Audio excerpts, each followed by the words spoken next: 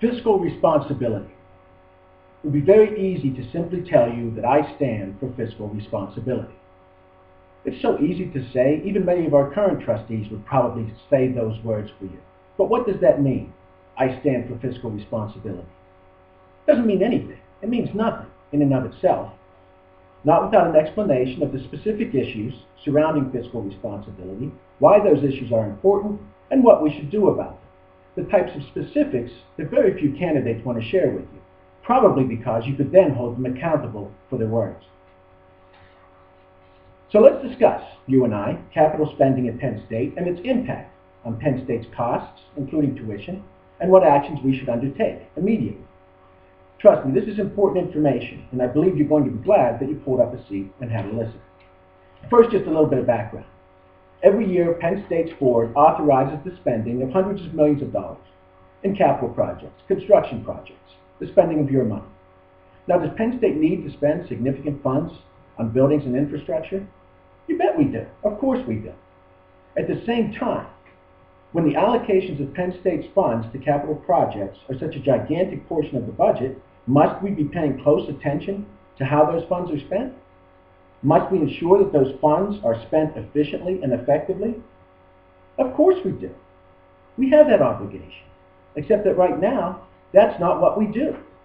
Unfortunately, this is how Penn State's capital spending process works. Your trustees, all of them, approve of these gigantic capital spending projects without having even the most basic of information required to make an informed decision. They're not supplied with that information, and on the rare occasions that they ask for that information, it's not given to them. So questions like why, what purpose does this project serve? Are there ways that might be less costly or more effective to solve this problem? Those questions, they're never asked. With regard to due diligence, our trustees are as silent as a crypt. It's a complete lack of inquisitiveness, a complete abstention of their fiduciary duty on the part of the trustees. What they do is they rubber stamp requests for capital spending funds that emanate from the Capital Spending Committee. Last year, one member of the board, John Hanger, who had actually served as a non-voting proxy on the board, actually had the audacity to raise questions about some of these spending requests. A few months later, Mr. Hanger was no longer on the board. But when Mr. Hanger did speak out, this man here was very unhappy. Very, very, very unhappy. This man, this is Mark Dambly. Mark Dambly is the longtime chairman and still a member of the board's Committee on Capital Spending. And it's Mark Dambly who pushes forward these capital spending requests for the rubber stamp approval of the total board. Now, many of you know about Mark Dambly, but some of you may not. So rather than digress too far here, I have put together a separate video outlining the history of Mr. Dambly, and I would please recommend that you would take a look at that video. I'll provide a link to it here so that you'll understand a little more about this individual who's in charge of Penn State's capital spending projects. When you do, when you take a look at it, I think you'll be glad that you did, because you'll be informed, not that you'll be happy with the information. Now, just how dangerous is this rubber stamp process, which we know goes on with the Penn State Board with regard to capital spending? How dangerous is it? We know that no one's paying any attention to the process. We've seen that for our own eyes repeatedly over the years. There's a complete lack of oversight with regard to the board over these capital spending projects. We have no system of checks and balances in place. Now, we know that that in and of itself is a gigantic failure of government. It's a gigantic red flag flying out here that tells us we ought to be careful, that something ain't right. Now, in order to assess the true damage caused by this lack of oversight, we need to look at the capital spending process in its totality, look at the other parameters involved. And the first place we should look, where we would logically look to examine, is who is running the capital spending projects? Who is in charge? Who has their hand in the cash drawer? And are there any ethical concerns with respect to this individual? As I mentioned earlier, and I assume many of you are familiar with the details, so I won't go into all of them here, but if you're not familiar, I would strongly recommend that you look at the video put together with respect specifically to Mark Dambly. Now, if you haven't had a chance to watch that video yet, we'll just give you the Cliff Notes versions. Dambly, the man with his hand in the cash drawer, deceitful, lying, hypocritical, devious. All of those are characteristics that define Mark Dambly. In addition to one very specific, unique characteristic he possesses, incarceration amnesia. And many of us are familiar with that story. If not, please watch the Dambly video. And I should note that these issues, these personal ethical issues, are only the ones out there in the public realm. There are others, which many of us are familiar with, which are not yet in the public realm. Professionally, are there any red flags there with regard to the professional ethical situation of Mr. Dambly, particularly if they relate to his work in managing the capital spending projects, the construction projects for Penn State? Are there any issues there that might make us less than comfortable having Dambly oversee this billion-dollar pot of cash? Again, for those folks who haven't seen the Dambly video, let me just summarize. Dambly's professional history is indeed in the construction arena, just like his role at Penn State. His background: defaults, bankruptcies, civil judgments against him, a list as long as your arm. He's working in a sector of the real estate industry with a well-deserved reputation as a haven for crooks, con men, and grifters. He has associations, both personal and professional, with known and convicted frauds and con men.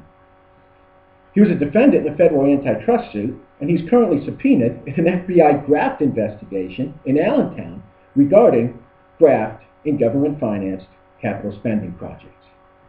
You couldn't make this stuff up if you tried. Coincidences just seem to follow poor Mr. Dambly around. Now, and maybe most importantly, we need to also look at the capital spending projects at Penn State and see if there is anything there that raises an interest. Are there any financial irregularities with regard to the capital spending projects at Penn State? Exhibit A, when it comes to head scratchers that defy reasonable explanations. The Abington Dormitory Project. Some of you have heard me talk about that in the past. A structure built to provide 100 two-bedroom dormitories for on-campus Penn State students at a cost of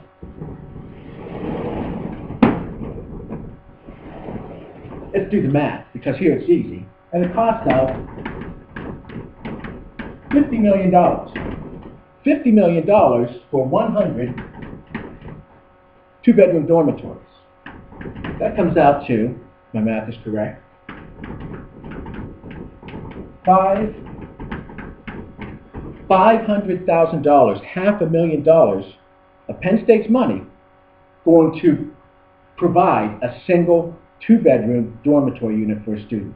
A couple hundred square feet of floor space and a couple of walls in between. Now, if that's not stunning enough, at the same time as this Abington Dormitory project is taking place, Dambly's own firm, his professional firm, not with Penn State's free money, but his own professional firm is constructing in that same part of the state townhouses. These are not for Penn State students, but townhouses, not a couple of hundred square feet with a few walls in between, but townhouses with several bedrooms, bathrooms, kitchens, living rooms, etc., etc., at a price that's just about 1/3 of what we're paying Dambly, what we're giving to Dambly, what Dambly is taking, in order to provide a 200, 300 square foot space with a couple of walls in it. Stunning. We're paying 2 and 3 times as much for far, far less, because it's Penn State money. Now, where's all that money going? We could look at other projects. We could look at the Fensky Lab replacement project, $150 million. Now, Fensky Lab, does it need replaced? You bet it does. My undergraduate degree from Penn State is in chemical engineering, so I spent a lot of time in Fensky Laboratory. That's the home for the chemical engineering department, for those of you who don't know. And it was out of date in the 1980s when I was here. It needs replaced, but $150 million? When we can look, based upon the size of the facility, based upon the usages that are going to go into the facility, $150 million is over twice as much as the average for similar projects throughout the country. Meaning we're spending at least $75 million more than what we should be spending to solve the same problem. Our Board of Trustees, no questions asked. No one raises so much as a question. No one does anything but shake their head and say aye when these projects are brought up for approval, for rubber stamp approval, by Mark Dambly. Now, given what we know about the process and how it works, and given what we know about the individual in charge, what's the best case scenario with regard to Penn State capital spending?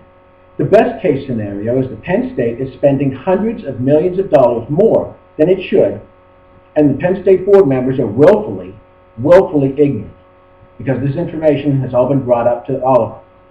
They're asleep at the wheel. That's the best case scenario.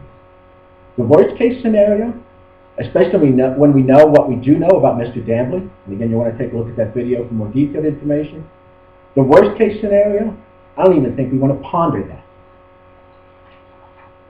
Now, I can't stand here, and I won't stand here, and tell you exactly how many millions of dollars have been stolen from, defrauded from, wasted from the Penn State Treasury on this project or that project or the other project. I won't, because I can't, because no one is minding the store enough for us to even get a grasp on the totality of the dollars and the funds wasted. But it is certainly a hell of a lot. Hundreds of millions of dollars, without question, wasted, squandered, extorted, stolen from the Penn State Treasury in this completely unregulated, unvetted process. And until there is someone minding the store, we'll never know exactly how much has been stolen from Penn State. Given that unpleasant reality, what can we do today? Regarding capital spending issues, given what we know, I would, beginning on day one, I would vote no on every proposed capital spending project. Every one. Until we have addressed the underlying issues that we have discussed. And so here is exactly what I would say if asked for my approval. For projects that I felt had a legitimate purpose, such as the Penske Laboratory project, which is a very valid purpose and a reason to spend capital spending money. My response would be, well, I feel the purpose of this project is one that may fill a need, and I support the notion of providing funding for this project. I cannot vote in favor of allocating this sum of money towards its funding. The information at our disposal is insufficient to feel comfortable with the financials. And by the way, insufficient information is always what's available to the board. And the history of several capital spending projects proposed under the current leadership of the board and the Capital Spending Committee give me significant reason to pause. I would be interested in revisiting this topic as early as possible, but not until sufficient data is available and until I feel that I can comfortably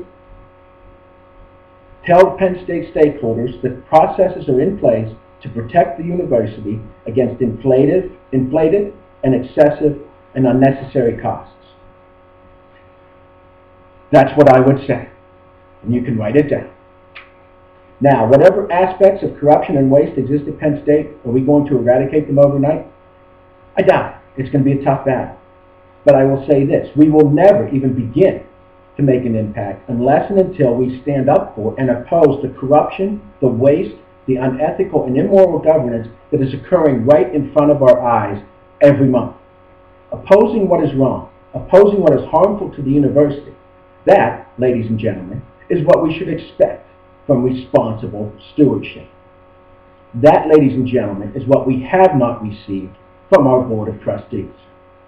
If we want to restore responsible, righteous governance at Penn State, it's up to us to demand it and to do it now. Thank you for listening to this video. Again, if you haven't, please check out the Mark Dambly video. I appreciate your engagement. I appreciate you taking the time. I know this was probably a pretty long video by the time we were all done, but it's an extremely important topic. It gets to the root of many, many, many of the issues that we're facing here at Penn State. Thank you.